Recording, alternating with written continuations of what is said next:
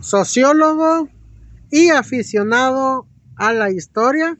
El licenciado Walter Antonio Faguaga nos va a comentar un poco de lo que él, a través del tiempo, de la historia y los testimonios que le han contado las personas mayores, y como dice él, su afición a la historia, lo han llevado a leer un poquito y a escarbar, hijo, referente no solo al Palmar, sino a Santa Ana.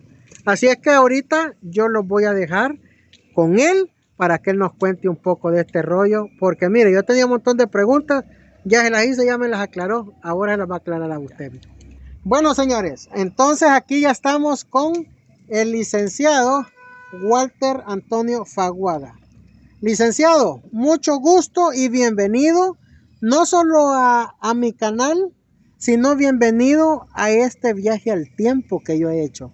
La verdad, me he topado con muchas sorpresas, con muchos datos y la verdad tengo un par de incógnitas por ahí todavía. Vaya, comenzando en la plática, dígame así en contexto, más o menos la historia que usted ha recapitulado a lo largo de documentos y de testimonios de lo que es la colonia del Palmar.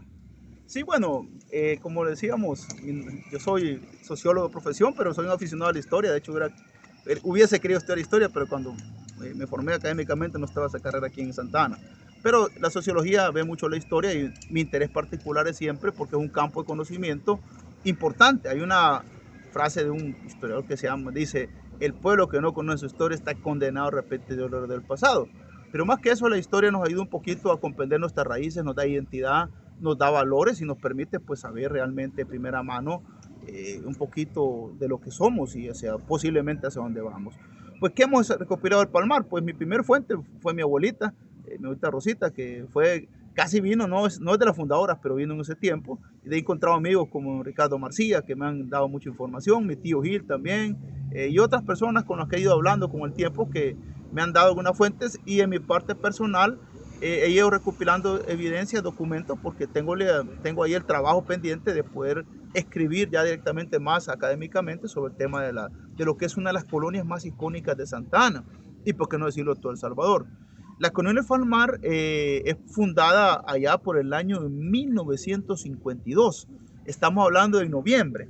Ahora, ¿qué es lo que marca la fundación de El Palmar? Está marcada por procesos políticos históricos de nuestra república.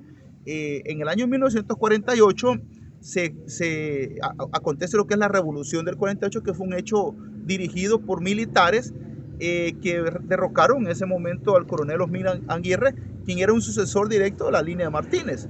Estos militares que derrocan a Osmín Aguirre lo hacen pensando en una transformación y modernización del Estado. Estos militares habían salido exiliados en el 44 con una revolución que le trataron de hacer a Martínez en abril del 44, van a México exiliados y en México conocen lo que es la visión de lo que es el Estado benefactor que venía muy dado por la Revolución Mexicana y la institucionalidad. De tal manera que el coronel Osorio, que es el líder principal de este movimiento, llega al poder, ya en 1950 es elegido por el Partido Revolucionario de Unificación Democrática. En esa fundación se crea la Constitución del 50, que tenía un amplio aspecto hacia la modernización del Estado, donde el Estado asumía el rol principal de la función pública y de la política social. En eso nace una institución que se convierte o se va a convertir en el garante de la protección de la persona ante uno de sus derechos básicos, que es la vivienda, el Instituto de Vivienda Urbana IVU. Ese Instituto de Vivienda Urbana IVU empieza a crear proyectos modelos en diversos lugares, y en Santa Ana el modelo de ellos se llamaba Colonia, era en el Palmar, o conocemos el Palmar. Al inicio, cuando comienza el proyecto, se tuvo la idea, y precisamente se había planteado así, nombrar la Colonia Las Américas, porque se le consideraba, pues obviamente, una especie de tributo a lo que es América. Contarle que por eso usted va a ver en los pasajes los nombres de los países de América. Están todos. Sí, a excepción de uno, porque creo que vamos a hablar más adelante. Sí, Entonces está la calle Centroamérica, se fue creando Latinoamérica, y se crea el modelo pensando en una urbanización, porque la visión de los militares era crear un estado hacia la modernización. Y este iba a ser un núcleo urbano importante para las crecientes profesiones que estaban creándose. Además, le ponen las colonias de las Américas, pero la identidad realmente era más fuerte de lo que era el contexto de ese momento, que aquí era la finca El Palmar. Por eso pertenecíamos al cantón Patas Heladas. Mucha gente todavía en su escritura guardaba eso, ¿verdad? Que Colonias de las Américas, cantón Patas Heladas, porque éramos parte del cantón Patas Heladas, que es una de las extensiones del volcán de Santa Ana todavía, ¿verdad? De lo que es la falda. Ahora, pero al final se le llamó Colonia El Palmar, en honor obviamente al tributo a la distinta finca El Palmar, y se fueron creando las infraestructuras para eso. Por supuesto, en 1952, todo lo que conocemos como Barrio Nuevo no existía. Aquí era, en este lugar donde estamos aquí presentes, era el tiangue y era la feria ganadera, porque aquí era donde se intercambiaban ganado, todo lo que era el tema agrario. Aquí era un centro básicamente, eran fincas, eran pequeñas casitas y era solo, entonces nadie quería venirse de aquí, de allá para acá, porque lo había muy extraviado. Entonces, como una estrategia también y parte de la política social que en el tiempo tenían los militares, se estableció una rifa. La gente cuenta que se hicieron una cajita, metieron las llaves, y la gente que adquirió la casa se rifaron las llaves, y ya después a quien no le gustó el intercambió, y vino pues la esposa del presidente el presidente Osorio a inaugurar el lugar. En esa inauguración pues le regaló una cocinita a las personas, alguna gente la conserva según dicen, y pues obviamente enteraron las casas a la colonia. A partir de ahí nace lo que es la historia de esta comunidad, digamos, de esta colonia, que ha sido, digámoslo, un pilar importante en la vía pública santaneca e inclusive nacional, en el siglo internacional, y que por supuesto, lejos de la convivencia, el día a día, se convirtió también en un ícono de la ciudad, pues también, y un patrimonio cultural tangible e intangible de lo que es Santa Ana. La verdad es de que Colonia El Palmar, creo yo, de que el referente que todo mundo tiene santaneco es por el redondel, hoy llamado David Cabrera. En su tiempo, usted decía que esto era un tianguis. O sea, estamos hablando que la gente aquí venía a hacer trueques de vacas, caballos, cabritas, todo ese rollo. ¿Cómo es que surgió ese cambio de convertir esto en una plaza de tianguis a lo que hoy conocemos como un parque polideportivo? Porque esto es polideportivo. Sí, ya cuando se hizo comunidad y se instaló como colonia, esta es la zona verde. De hecho, la zona, toda colonia, toda instancia, digámoslo, comunitaria, una exigencia municipal es el tema de tener una zona verde. Sí. En toda esta zona, acordémonos que esto se le compró a un privado, es decir, se le compró a un privado y el IBU lo construye. O se expropió, ahí es una cuestión, sí, porque hace una expropiación un poco normal. Entonces, esto se convertiría en la zona verde. Ahora, este era un predio, era un predión, ¿verdad? Un predión. Con el tiempo, las personas, los mismos vecinos de la comunidad fueron construyendo. Aquí existió una sociedad, una organización que llamaba la Sociedad Progresista, que eran un grupo de hombres y mujeres, los cuales se empezaron a interesar por el desarrollo de la comunidad. Tanto así que fueron legitimados y legalizados, entonces sí, ya por el coronel Fidel Sánchez Hernández, cuando se les dio la escritura pública de constitución allá por el año 1968, más o menos, la escritura ahí está.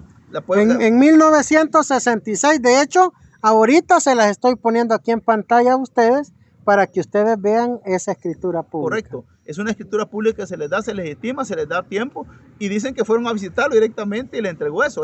Eso para el momento era un hito. Hoy que tenemos ADESCO por todos lados, es un poquito más fácil. En el momento era un hito. Esta Sociedad Progresista venía trabajando, pues entre ellas estaba, bueno, don Julio Trejo, estaban los señores Joseba, está mi abuelita, don Fito Cabrera. Es decir, habían varias gente que podemos mencionar que eran parte de esa historia. Y ahí en ese momento, pues esa sociedad empieza como a preocuparse por hacer algo por la colonia. Bueno, ya algunos alcaldes, por ejemplo, hay un monumento ahí al alcalde de Panamá que también vinieron y restauraron este parque, lo empezaron a construir un parque ya con una visión básicamente de polideportivo. Esta zona era un pequeño diamante como béisbol, ya no se nota por los cafetines. Aquí era un predio que después lamentablemente se convirtió en un restaurante casi bebedero, mucho tiempo lamentablemente, pero era una zona verde. La cancha de fútbol era una sola cancha, que hay que decirlo, que a mí me encantaría otra que fuera una sola cancha, porque allí era un vivero para los niños, para que jugaran fútbol, para que jugaran, era una sola cancha preciosa. la cancha de basquetbol que en ese tiempo era una sola, y habían hecho todo para que la que fuera también una cancha de tenis, porque podía poner como tenis. De ahí pues la piscina que se construyó, una piscina, ahí enseñaba un señor de apellido Magañita, que todos lo recuerdan, los personas mayores, y lo que es la cancha de voleibol que los jóvenes organizaron, pues en el tiempo los jóvenes Cabrera, entre otros jóvenes de la colonia, y organizaron la cancha de voleibol. Al final de cuentas, el parque se convirtió en un polideportivo. ¿Y qué decir de los famosos palos de mango? Que son centenarios, son antiquísimos. Son fieles testigos de todo lo que ha pasado acá. Don Maximiliano, don Beto, el abuelito de mi esposa, por ejemplo, él tiene 102 años y dice que cuando él era pequeño ya eran los palos de mango. Ya estaban grandes los palos de mango. Le contaban a los abuelos de él que eran los palos de mango en el siglo XIX, entonces son históricos. Entonces esa identidad pues es la que se conserva. Entonces el parque se convirtió, ahora también se llamaba Parque Las Américas, hay que decirlo, Parque Las Américas. Ah, sí se llamaba Parque también. Las Américas, el Parque Las Américas. Pero pues sí, usualmente Redondela y Palmar, hoy David Arnoldo Cabrera. Bueno, siguiendo con el tema de qué eran las Américas y qué eran los pasajes llamados cada país de América, literalmente, entiendo yo de que hay uno, que fue el que mencionamos anteriormente, que dijo usted que le tuvieron que cambiar nombre en su tiempo, tal vez forzadamente. ¿Qué fueron los motivos para cambiar el nombre de ese pasaje? Sí, siempre está el famoso mito del pasaje Santa Ana 400, que es que Santa Ana 400, porque usted pasaje Panamá, pasaje Honduras, pasaje Guatemala, pasaje Nicaragua, pasaje El Salvador, pasaje Costa Rica, pasaje Brasil, pasaje todo, pero ve usted que hay uno que se llama Santa Ana 400 y no está en Honduras. Le voy a contar, en 1969, allá en julio, pues estalló la guerra con Honduras y se hizo decretos legislativos y ejecutivos para romper relaciones con Honduras. Y en una de esas relaciones se rompió el hecho de que se le llamara Honduras a monumentos, lugares de El Salvador. Y entre esos estaba el pasaje Honduras de Santa Ana. Y por decreto, pues le cambiaron el nombre de Honduras. Ahora, ¿cómo le iban a llamar? Pues en el año 1969, Santa Ana estaba cumpliendo 400 años. ¿Por qué? Porque 400 años antes, en 1569, el arzobispo Villalpaldo había fundado Santa Ana en el año 1569. Entonces coincidía pues plenamente y se le llamó entonces Santa Ana 400, uno de los 400 años de Santa Ana, y se soslayó el pasaje Honduras, que no lo encuentra en este momento. La pregunta del millón es, ¿y el escudo de Honduras lo tuvieron que borrar? Lo tumbaron. Hoy solamente usted ve el Santa Ana 400, algunos que lo conservan, otros sí, otros no. Pero es un patrimonio porque de hecho es una estructura, y ahí viene el otro punto. Como se pensó en las colonias de las Américas, también se piensa en la escuela experimental mixta Tomás Medina. Esta escuela, ahí están, usted los mismos escudos los va a encontrar usted en la zona de clase. ¿Por qué? Porque era un modelo. Se pensaba en un modelo de comunidad. Y entonces por eso también tiene usted las imágenes de la escuela también. Esa escuela, según me estaba comentando tras cámara, que también es el hecho de llamarse experimental, también tiene un porqué del experimental. Ah, por supuesto. ¿Cuál es el porqué? Porque acordémonos que para la época la educación mixta no era en ese momento.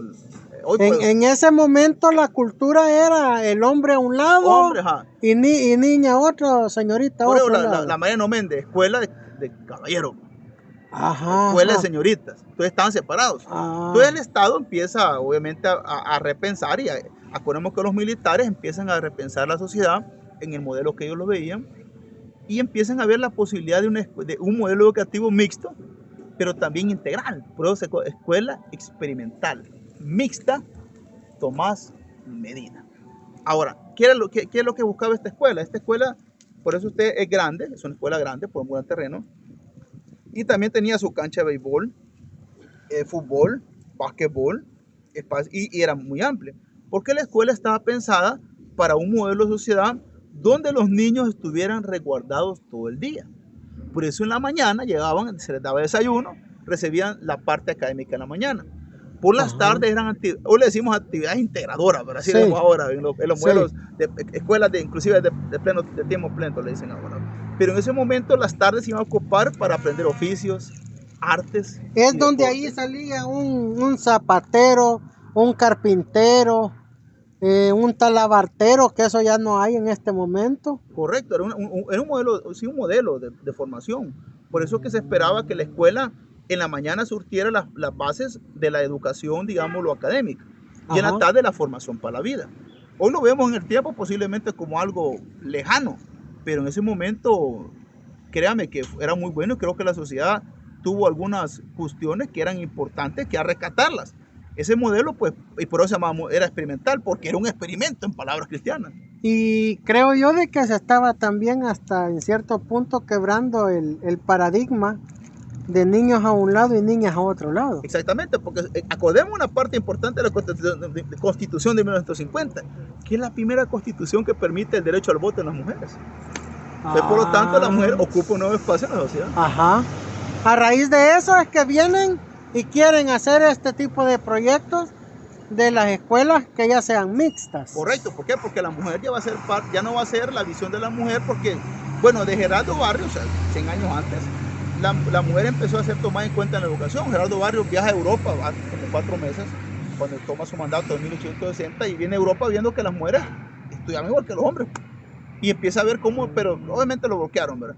Y con el tiempo se separados. Ya la escuela experimental mixta, que ya es una clase social, digamos, ya de las clases sociales ya trabajadoras, pues se empieza a incorporar pues a la vida pública las mujeres. Y una manera es precisamente la parte mixta, de escuelas mixtas. Es de ahí donde nace el experimental Tomás Medina. La escuela experimental. Porque lo experimental era el modelo mixto. Y realmente era un experimento a nivel de El Salvador, según me decía usted. Se fundaron 5 escuelas en todo el país y después fueron ya era un modelo. Ya después. Probado que hombres, niños y niñas juntos podían trabajar, podían educarse, podían convivir y obviamente formarse para crear también una sociedad. Al mismo tiempo, recordemos también los militares impulsan el desarrollo de las escuelas normales, que también lo hacen con ese espíritu, y la idea era precisamente formar también profesores. Traen una planta de profesores chilenos que empiezan a formar en las visiones de las escuelas, en este caso normales, para también crear ciudadanos. La visión de los militares, yo le puedo decir, creo que yo en lo poco historia que conozco y lo que trato de construir, los militares han sido los que mejores escuelas han hecho hasta el día de ahora. Ni un gobierno, desde los militares, ha levantado una escuela como esta. Sí. Así de fácil. Con la iglesia, la famosa iglesia del Palmar, ¿qué datos nos pudiera contar de ahí? Bueno, la parroquia, digamos, hoy la vemos bonita y todo, pero no comenzó así, era un montículo precisamente. Hay una foto donde se ve esta esquina de mi casa y se ve la escuela, pero no está la parroquia. Todavía no existía. 1956. Esta es por 1962 que se funda. Primero una ermita, acordemos que estos terrenos, como se cobra toda la finca, eso era un predio. Obviamente la gente, por el fervor católico, pues ahí se funda, viene un padre, no me recuerdo el nombre ahorita, y él funda esta iglesia. Y en primer momento, pues con el tiempo la fueron creando y ya después, ya 10 años después del nacimiento de la colonia, se funda la parroquia San José Obrero, que es el patrono de la comunidad. ¿La iglesia ha sido construida por la colonia? Digámoslo, entre la parroquia y la colonia. Hubo una combinación. Ha sido una ayuda entre los dos. Entre los dos, pero principalmente pues, ha sido pues, fundaciones, ayudas, y fue básicamente parte de la identidad de la colonia también. Y después pues tuvimos un personaje muy importante que la impulsó, la desarrolló, y es un hombre pues que también ha significado mucho para la vida de los santanecos y salvadoreños, que es Monseñor Clemente Barrera, que en paz descanse, que el Señor lo tenga en santa gloria. Es un hombre que impulsó muchas cosas en el Palmar, un hombre muy activo. Él fundó el famoso el grupo Los Cristian, que según cuentan, pues aquí comenzaron, porque don Mario Héctor, porque uno de los músicos principales, vive en aquella casa que está arriba. Y de ahí, pues aquí se fundaron Los Cristian, el famoso ya. Sí. En esta parte aquí cantaban ellos. Aquí es donde empezaron ellos a charranganear. Cabal, aquí en el Palmar, precisamente por el impulso del padre del Monseñor Clemente Barrera. Nos comentaba también de que a raíz del surgimiento de Colonia El Palmar, también se vio provocado la terminación del Instituto Nacional, llamado en aquel entonces Instituto Nacional de Santa Ana. Hoy, pues lamentablemente, solo se llama Centro Escolar INSA. Sí, pues según cuenta la narrativa que tenía, la instalación actual la empezaron a construir por 1940. Pero como era tan solo aquí, nadie quería venir, decían, ni un estudiante va a llegar. Entonces la pararon. Ya cuando comenzó la colonia nuevamente a reactivar y a ver que la gente venía, entonces le empezaron a levantar otra vez. Por ahí más o menos es por 1956 que lo están inaugurando. Pero sí, fue despuésito de la colonia, 56 por ahí más o menos el dato, lo inauguran allá en esta instalación que está ahorita. ¿Por qué? Porque anteriormente lo dejaron porque nadie quería venirse para la zona, pues esto era para arriba. Prácticamente estaba en medio de fincas. En medio de fincas, esto es un fincón, un finca, si no, sí. es correcto. Bueno, señores, ahí está parte de la historia, parte de los datos que tal vez nosotros no teníamos muy claros, ¿verdad? No sé si tendrá algún dato más que agregar a la historia. Bueno, que digamos lo que la colonia también hay infraestructuras que se hicieron que son importantes. Por ejemplo, tenemos el centro, hoy llamado Centro de Usos Múltiples de Colonia Palmar, que antes era, realmente se pensó esta sociedad progresista en un gran centro de desarrollo cultural. Y si usted ve, no hay ni una casa comunal en toda Santa Ana y en Salvador que parezca esta. Lamentablemente, pues con el tiempo hubieron problemas, quedó abandonada. Y hasta en una gestión de hace 20 y pico de años la levantaron, pero se convirtió después en un edificio de usos municipales. La colonia no tiene que ver ahí, pero es una infraestructura importante. Está el Estadio Oscar Quiteño, que también fue parte del trabajo de la sociedad progresista, en combinación con la alcaldía, que empezaron a levantar el Estadio Oscar Quiteño, que digamos lo que es como el Coloso del Palmar, es una infraestructura importante que también está ahí, que forma parte del que también está ligada con el Palmar. Con el Palmar, cabal. ¿Por qué? Porque está en los linderos de nosotros, es parte de nuestra zona también, de nuestro espacio vital, y que muchos de los que están aquí han sido parte, ya sea jugando como Deportivo FAO, de los que lo construyeron. Me contaban por ahí que muchos de los ladrillos los llevaban de aquí a la colonia, mucha gente los llevaba para construir, porque fue un estadio construido a partir de la identidad que tenía la gente con Santa Ana. Sí. Así que hemos tenido aquí futbolistas que están Fado, Chepe, David, por supuesto, y hemos tenido muchos deportistas que también han pasado por ese estadio, que es sin duda uno de los más importantes, y también, pues obviamente, el equipo más importante del país. Ahí está, entonces muchas gracias, don Walter, gracias por la información, por ampliarnos un poquito este panorama, y la verdad que la historia, creo yo, de que el que usted ha descubierto, le ha fascinado tanto, así como a mí me ha fascinado el venir a hacer estos videos, la verdad. Nunca me esperé hallar tanta historia acá en esta colonia, y creo yo de que sería una lástima que se perdiera. Correcto, es una reserva cultural y de la memoria colectiva del país, y por qué no decirlo, de nuestra Santa Ana. Así que yo también le agradezco que tome en cuenta nuestra comunidad, y por supuesto en lo que podemos colaborar los órdenes. Un saludo a toda la audiencia que tenemos, y esperamos que disfruten y aprecien este trabajo que está haciendo por rescatar la memoria colectiva, la vivencia de una comunidad importante y que recibe a diario a muchas personas de Santa Ana y de todo el país. Ahí está.